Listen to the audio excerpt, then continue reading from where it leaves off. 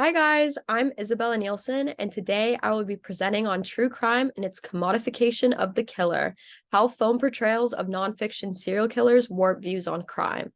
And before we get into my presentation, I want to clarify I will be discussing specifically American nonfiction serial killers, so real American serial killers that existed and their portrayal on the screen. And also, before we begin, I want to give a trigger warning. I won't be delving into these topics, but I will be mentioning words such as murder, pedophilia, rape, molestation. So if words like that trigger you, I would advise you not to continue watching my presentation.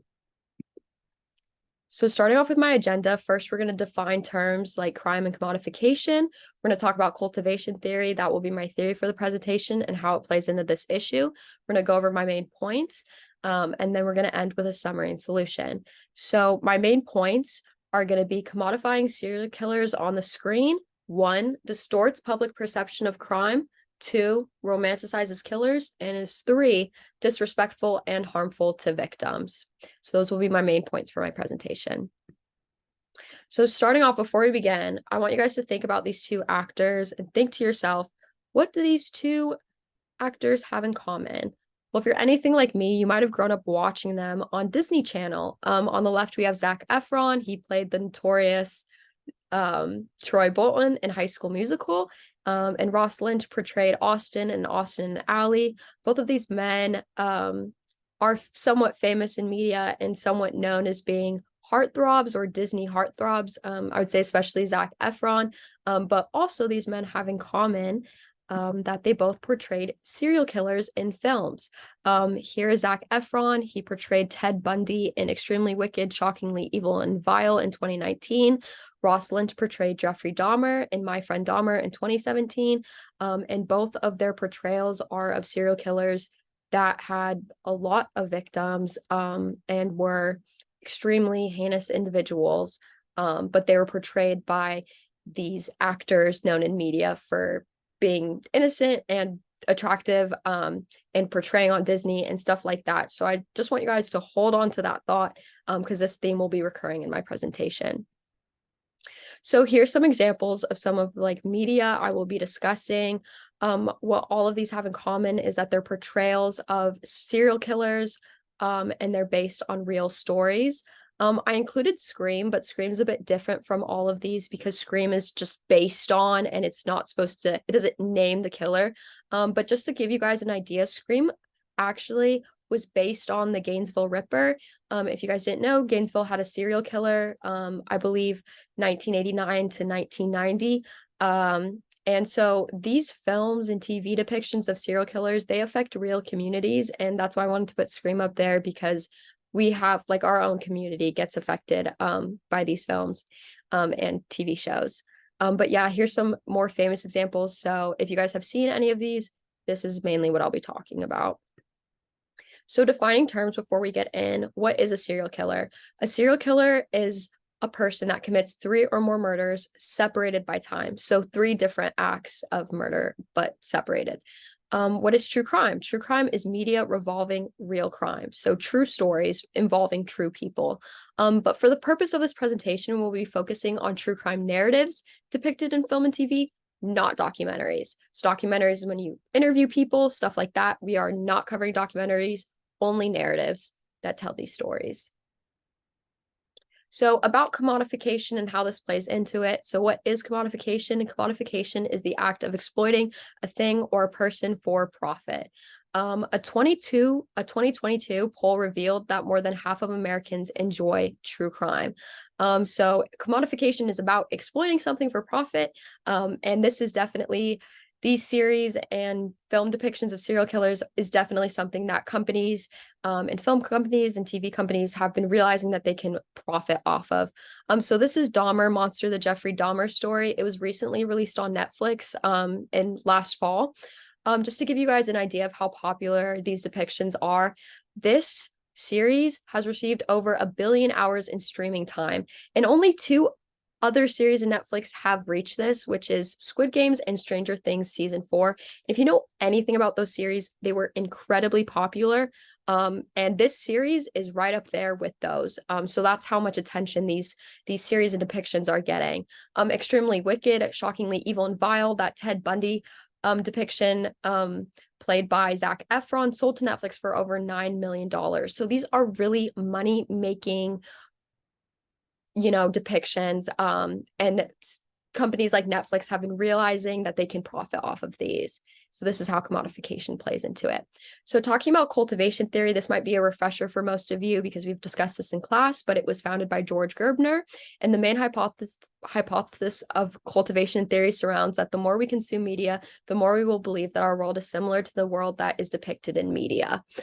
So if we're watching a bunch of film or TV that shows crimes, we might become more hyper aware or hyper obsessed about crime in real life, even if that's not really the case, if these violent acts aren't happening all the time around us. We also cover this in class, but television is associated with increased fear of walking alone at night and perception of dangers in the world. And that brings me to my first point, which is it distorts public perception of crime. So these depictions can cause a heightened perception of crime.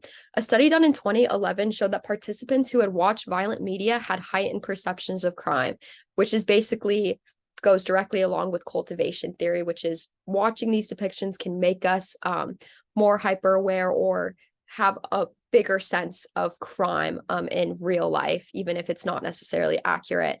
And this can lead to feelings of anxiety and disassociation with reality. So I found this TikTok and I thought it was a great example of what true crime obsession can lead to. I'll just let it play. This is my in case I go missing binder. I have a medical section with all of my doctors and therapists info and my medication history, a section for photos of all my tattoos, scars, and me with different hair colors and styles. I also have a place to put upcoming travel info in, including where I'm staying and with who, a place for every. So this woman continues to go on about her in case I go missing binder. And I just think that this is a great example of what true crime obsession can lead to. It can lead almost to a hyper obsession about these criminal acts and going so far as to plan what would happen if you were a victim in these acts, which can obviously lead to these feelings of anxiety and disassociation with reality. And not only that, but this is my in case I continue. It can increase violent behaviors after viewing. So a study in 2009 discovered unequivocal evidence of increased likelihood of violent behaviors after viewing film and television that depict violence. So consuming this kind of media can actually increase violent behaviors in ourselves. This also goes along with mean world syndrome that is a part of cultivation theory, and we've also talked about in class. And mean world syndrome is believing the world is more violent or bad than it truly is. And this can occur with increased viewings of violence in media and can negatively, again, affect mental health. So our second point is that it romanticizes killers. So remember the beginning of my presentation when I talked to you guys about Troy Bolton and Ted Bundy and how they're both depicted by Zac Efron, who's kind of known as being conventionally attractive. So a lot of these depictions cast actors that are considered conventionally attractive. And I found this quote, and I think it really just sums up my thoughts, so I just wanted to put it in. But one would think that a broadcasting the love story of a misogynistic rapist, murderer, and child molester portrayed by the man who played Troy Bolton in High School Musical would come off as misleading and insensitive. So Hollywood continues to cast what are considered conventionally attractive actors to portray these very heinous individuals that have these awful histories in communities and in our society. And they're casted by people that we would consider conventionally attractive. And this leads to what I studied, which was hybristophilia, which is a sexual interest in those that commit crimes. It's been studied so much that there's a term for it. And I do think that these depictions portrayed by conventionally attractive actors can lead to obsessions and discomforting situations like this. And it also glorifies and sensationalizes the worst of criminals. So they're having these celebrities that are known and loved in Hollywood portray these really, really awful people. So you might be wondering, well, why does that matter? Well, here's a quick discourse search I found on TikTok of these serial killer portrayals.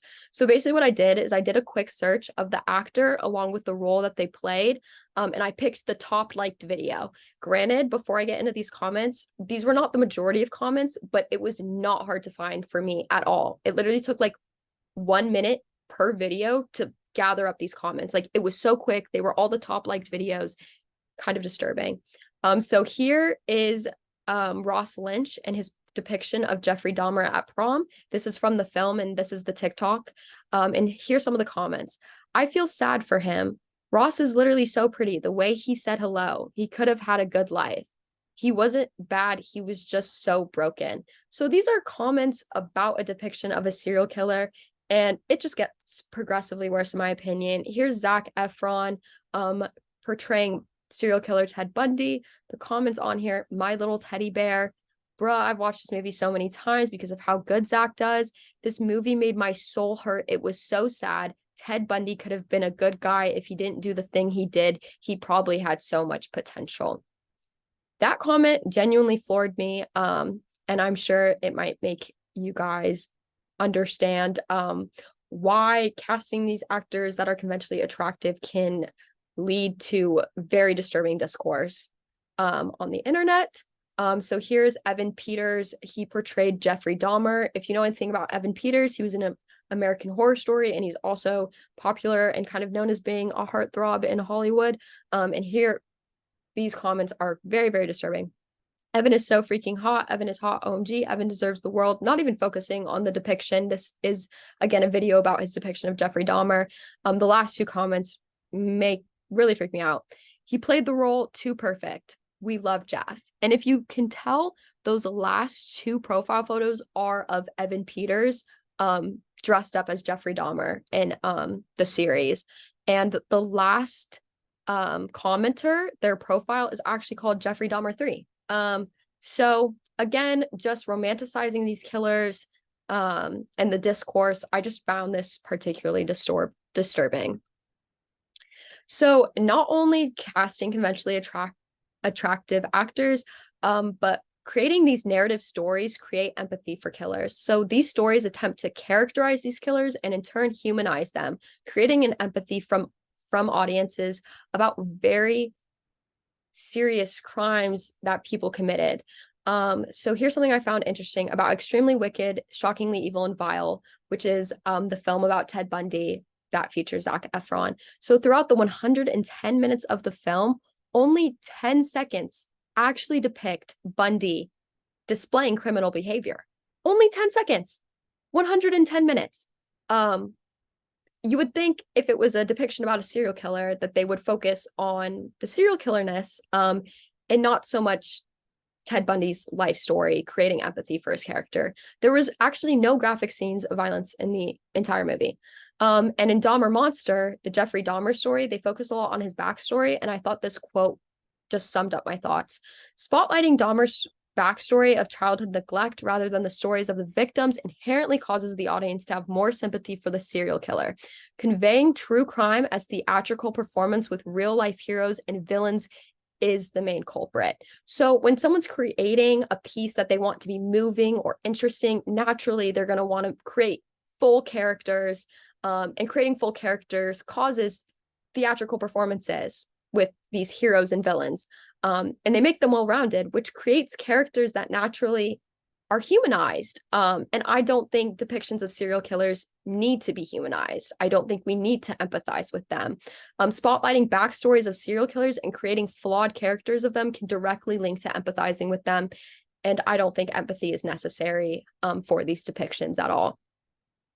My third point is that it's disrespectful and harmful to victims and those affected.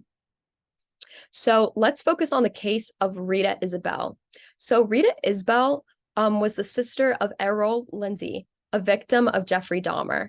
And this is from the series Dahmer Monster, the Jeffrey Dahmer story. So on the right is actually Rita Isabel. This was from a court case. This was from Dahmer's court films, or sorry, the filming of his court case. And Rita Isbell, this is her in real life. And then this was the depiction of her that Netflix produced. Genuinely look super, super similar.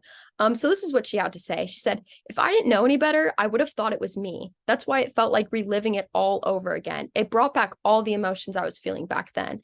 By the way, Rita Isbell is still alive. Like, these people and these families of the victims of these stories are still here and they see them. And not only that, but Rita Isbell was never contacted by Netflix for permission or given any financial compensation, along with the rest of the families of the victims of this story that they exploited. So she was literally a character in the story, reliving these emotions, seeing this, but yet was not contacted about it, was not provided any financial compensation. If you guys remember my earlier slides, this series in particular got that 1 billion streaming mark views.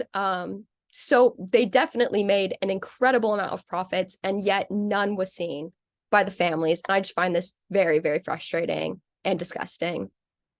So this can cause re-victimization for victims. So victims, or those who knew victims, reliving trauma through media depiction, that is re-victimization. And in the journal that I was researching in, it kind of described the first assault is caused by the killer, but the second assault, the reliving of the crimes, is caused by news media and media coverage having to relive those crimes over and over and over. And this can, in general, just lead to the sensationalizing active criminal cases. So a study on college students in 2015 depicted that those who had experienced televised or movie violence had reduced empathy and reactivity to violent events. So this can cause, these depictions of serial killers can cause people to lack empathy in active crime that is happening and treating it almost like a true crime story. So I want you guys to look at this photo on the left. If you recognize any of these faces, I would not be surprised, because this was a highly televised case that happened last fall. So these were the University of Idaho murders. And this is an example of how true crime kind of obsession can lead to people treating real stories happening in real time like true crime. So if you know anything about this case, there were a lot of online investigators, not actual investigators, but just people online that harassed individuals who they thought were responsible for the murders before it was clarified who the actual killer was. If you guys were at all paying attention during this case, there was the notorious hoodie guy, which was this guy wearing a hoodie that was found in footage of the night of the murders, standing near victims by a food truck. And a lot of people put his image all around the internet, accused him of these murders, accused him of these incredibly violent crimes, just on the basis of this footage alone, and spread misinformation on the internet. And he had a friend, Annika Klein, who went to defend him on social media, specifically TikTok. And Klein was actually sent death threats after, and she was told, karma is coming for you and your friend. Like, these are real people. And this was just one example. Like, this case was extremely televised. There were so many online investigators who made claims that affected real people's lives, and also just exploited this crime that's affecting people actively in real time. And while I was doing my research, I thought this was interesting. The Washington Post had just released this article, How True Crime Fans Derailed Lives with Obsessions Over Idaho Murders. So again, film and TV depictions, it can treat true crime like this sensationalized topic, and then it can treat active criminal cases that are happening in real time, like these true crime stories. So some solutions in general, I don't think this problem will get better. Since the 1960s, serial killers sensationalized have been good for business, and the profits have only been growing. I think the problem will probably continue unless people actually start caring about the problem. But here are some solutions anyways. I think we could genuinely put more documentaries. We should focus on documentaries, because documentaries allow victims' families to share their perspectives. When you have interview style, you can highlight people's voices and not just focus on them and not letting them share their side of the story. You can also focus on victims and their stories. So again, focusing less on the killers and more of the victims and their stories and their perspectives of the crimes. Keep crime fictional. Fiction does not have to profit off of real people's stories. It just simply doesn't. You can get more creative. Also, these stories have been told countless times. And we just simply don't have to revisit them. When I was doing my research, I looked up Jeffrey Dahmer depictions, Ted Bundy depictions. There were so many times that these stories have just been commodified over and over. We really don't need to tell them again. And also, as a last result, tell older stories. So victims that aren't still alive have to be re-victimized constantly. So to summarize, I found this quote and I really just think it summarizes everything that I felt while doing this presentation. The commodification of violence is inseparable from the violence of commodification. So basically what that quote is saying is if you're actively commodifying off of violence, you are yourself being violent because you are commodifying off of something that is extremely personal and extremely traumatic. And I just love that quote, so I thought I would end off with it. But to summarize, we talked about true crime and its commodification of the killer. And my points were it distorts public perception of crime, it romanticizes killers, and it's disrespectful and harmful to victims. And some key terms to remember in general for my presentation are cultivation theory, commodification, true crime, serial killers, re-victimization, and mean world syndrome. Thank you so much. And that was the end of my presentation. I hope you enjoyed. And here are my references. Yay. I hope you guys have a good day.